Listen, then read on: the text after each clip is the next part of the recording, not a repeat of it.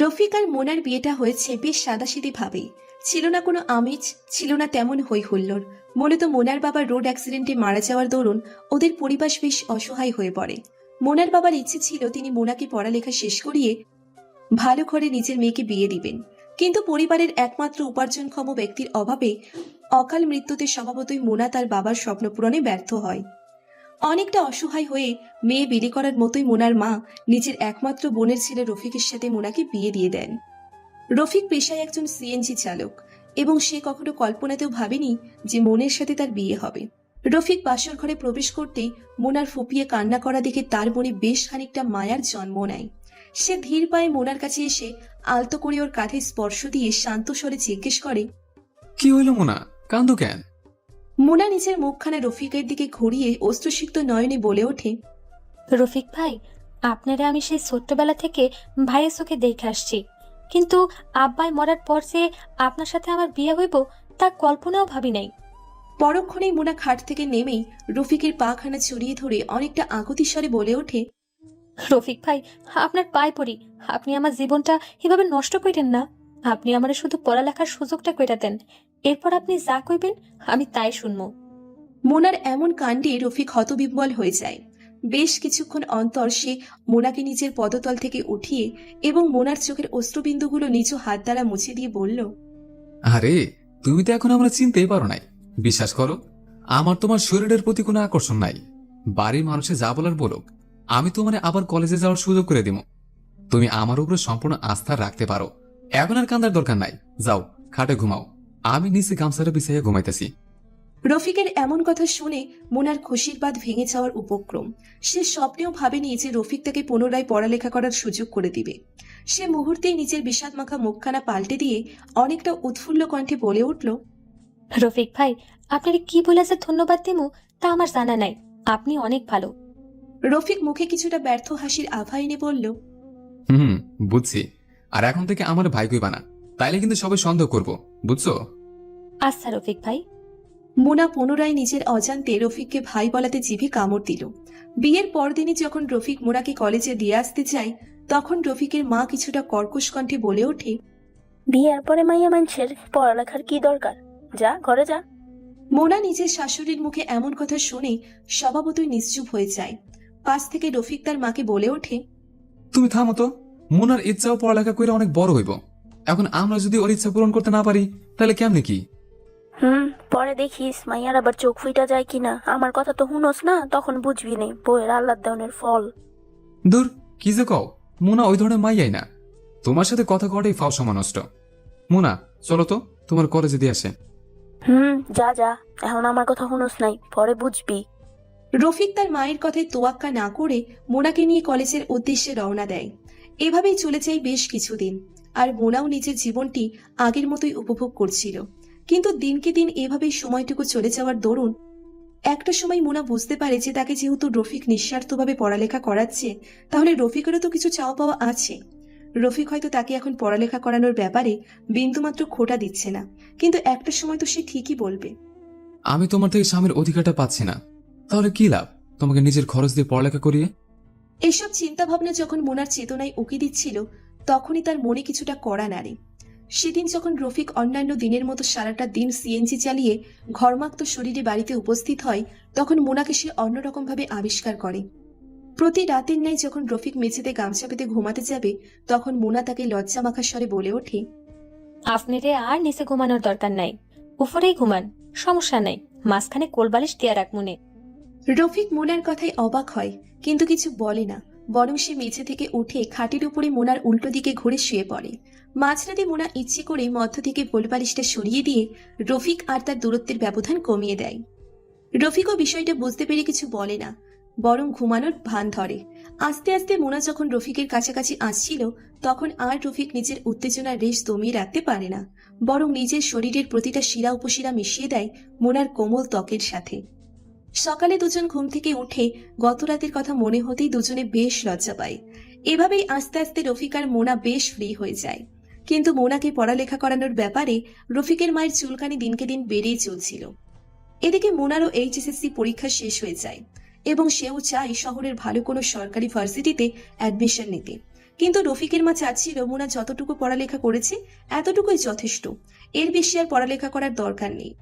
মোনা বিষয়টি বুঝতে পেরে রফিককে এমনভাবে পঙ্গস্থুলাই করে যে একটা সময় রফিক তার মাকে বলে ওঠে, মা, আমি আর গ্রামে সিএনজি চালাবো না, এইখানে তেমন ভাড়া মারতে পারে না, তাই চাইতেছি শহরে জামুকা মোনারে নিয়া। রফিকের মা বুঝতে পারে এসব নিশ্চয়ই মোনার চালাকি, তাই তিনি অনেকটা কর্কশ স্বরে বলে ওঠে, বুঝছি, এসব ওই মার চাল। এখন তো বউয়ের কথাতেই চলবি, মার কথার দাম নাই একটু। আমি যদি তখন নিজের বোনের অসহায়তার কথা চিন্তা না কইরা গ্রাম থেকে একটা সংসারী মাইয়া আনতাম, তাইলে আজকে আমার এই দিনটা দেখতে হইতো না। এই বলেই রফিকের মা মরা কান্না শুরু করে দিলেন। রফিক বেশ বিরক্তি স্বরে বলে উঠল, ধুর, তুমি সব কথা একটু বেশি বুঝো। বেশি বুঝি, যা এখনই বাইর হয়ে যা আমার বাড়ি থেকে। তোর মতো পোলার আমার দরকার নাই। আড়াল থেকে মোনা এসব কথা শুনে বেশ কষ্ট পেলেও খুব খুশিই হয়, কারণ রফিক তাকে সত্যিই শহরে পড়ালেখা করাতে নিয়ে যাবে। মোনা শহরের একটি নামকরা সরকারি কলেজে অনার্সে ভর্তি হওয়ার সুযোগ পায় এবং পাশাপাশি 2-3টে টিউশনিও জোগাড় করে ফেলেছে। মোনা কখনো তার বান্ধবীদের কাছে বলতে লজ্জা পায় না যে তার স্বামী একজন সিএনজি চালক, বরং সে বুক উঁচু করে বলে তার স্বামী সিএনজি চালিয়েও তাকে পড়ালেখা করাতে সব ধরনের সাহায্য করে চলেছে। লোকে দেখলে বলবে তাদের মতো এমন সুখী দম্পতি বোধহয় আর দুটো নেই। একটা সময় মোনা কনসেপ্ট করে, আর সেদিন রফিকের উৎফুল্ল মুখখানা দেখে সত্যিই মোনার চোখ খুশিতে জল চলে আসে। একটা পুরুষ অশিক্ষিত হয়েও যে কতটা ভালো হতে পারে সেটা সে রফিককে না দেখলে কোনো দিনও বুঝতো না। মোনার কোল জুড়ে যখন ফুটফুটে মেয়েটি আসে, তখন রফিক নিজের মেয়েকে চুমুতে ভরিয়ে দিয়ে বলে, আমার মাইয়ের আমি তোমার মধ্যে শিক্ষিত বানাবো, একদিন দেখবা ও অনেক বড় হইব। মোনা রফিকের কথা শুনে হাসে, কিন্তু কিচ্ছু বলে না। এভাবেই চলে যায় বেশ কিছু বছর, আর ইতিমধ্যে মোনারও পড়ালেখা শেষ হয়ে যায়। একটা সময় সে রফিকের অনুমতি নিয়ে একটা কোম্পানিতে চাকরিও জুটিয়ে নেয়। আর রফিক নিজের একমাত্র মেয়ের ভবিষ্যতের কথা চিন্তা করে সিএনজি চালানো বাদ দিয়ে একটা ব্যবসায় নেমে পড়ে। কিন্তু কথায় আছে, একটি শান্ত এবং মনোরম পরিবেশকে তছনছ করে দিতে সামান্য একটু ঝড়ই যথেষ্ট।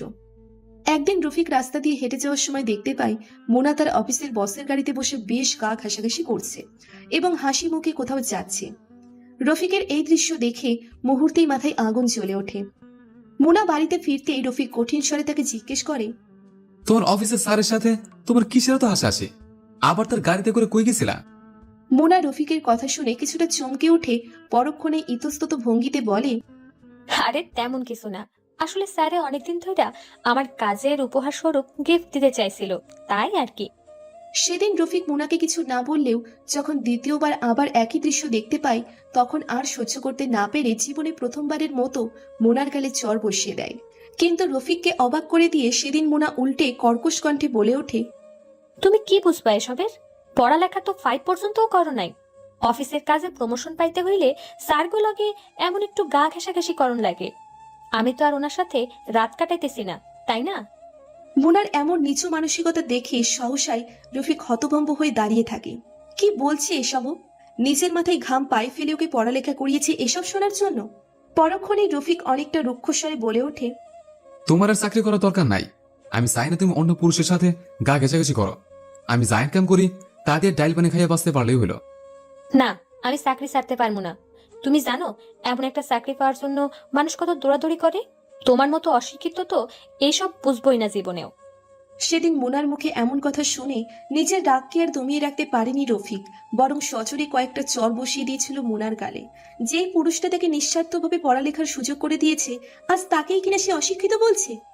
সেদিন জবাবে মোনা রফিককে কিচ্ছু না বলে রক্তিম চোখে স্থান ত্যাগ করেছিল। এরপর টানা 3 দিন মোনা রফিকের সাথে একই ছাদের নিচে বাস করলেও একটি কথাও বলেনি।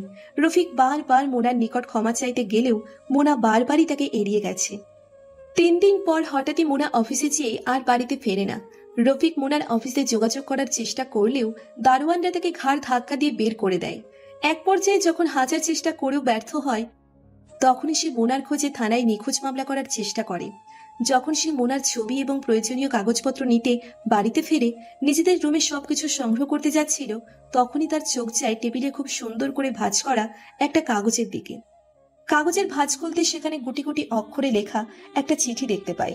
রফিক ক্লাস 5 পর্যন্ত পড়ালেখা করলেও 5 পাস করতে পারেনি, তবুও সে বাংলা রিডিং খুব ভালোভাবেই পড়তে পারে। সে জানে এটা আর কারো লেখা নয়, স্বয়ং মোনারই হাতের লেখা। তাই সে এক এক করে যখন চিঠির লেখাগুলো পড়ছিল, তখন অজানা কারণে তার হাত দুটো থরথর করে কাঁপতে থাকে। কি লিখেছে এসব মোনা? সে কি একটু ভাবলো না নিজের মেয়ের কথা এবং আমার কথা? হ্যাঁ, মোনা চলে গেছে রফিককে ছেড়ে। পাশ ফিরে রফিক দেখতে পায় তার 4 বছরের ছোট্ট মেয়েটি বাবার অশ্রুসিক্ত নয়নের দিকে অবাক চোখে তাকিয়ে আছে। পরক্ষণে রফিক নিজের মেয়েকে জড়িয়ে ধরে হাউমাউ করে কেঁদে ওঠে। সে তখনও বিশ্বাস করতে পারছিল না যে মোনা তাদেরকে ছেড়ে চলে গেছে। কিন্তু দিন দুয়েক পর যখন কুরিয়ার অফিস থেকে রফিকের জন্য ডিভোর্স পেপার আসে আর সেখানে স্বয়ং মোনার সাইন দেখতে পায়, তখন মুহূর্তেই তার সব স্বপ্ন ধূলিসাৎ হয়ে যায়। গল্পটি এখানে শেষ হলেও পারত, কিন্তু প্রকৃতি কখনো স্বার্থপরদের ছেড়ে কথা বলে না। মোনা যখন খুশি খুশি মনে তার অফিসের বসের সাথে আলাদা ফ্ল্যাটে বেশ মাস্তি করছিল, তখন সে তার বস রোহানকে বলে, আচ্ছা, আমরা বিয়ে করব কবে? বেবি, যাক না কিছুদিন, আমরা একটু এনজয় করি, তারপর বিয়েটি হবে।